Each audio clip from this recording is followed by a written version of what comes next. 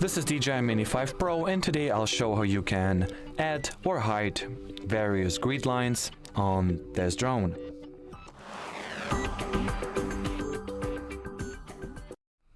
So first, make sure that the aircraft, the RC are switched on, connected, and you are in the Go Fly mode, or Go Fly interface rather.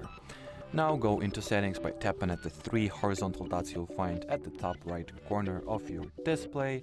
Then select the camera category on top, scroll down and look for the grid lines.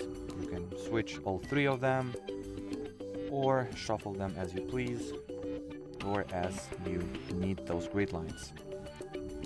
As you can see, all the combinations are possible, all of them, none, any pairs that you can imagine, whatever sails your boat pretty much. And well, as far as this video goes, that'll be it. So thanks for watching, thanks for your attention, and bye bye.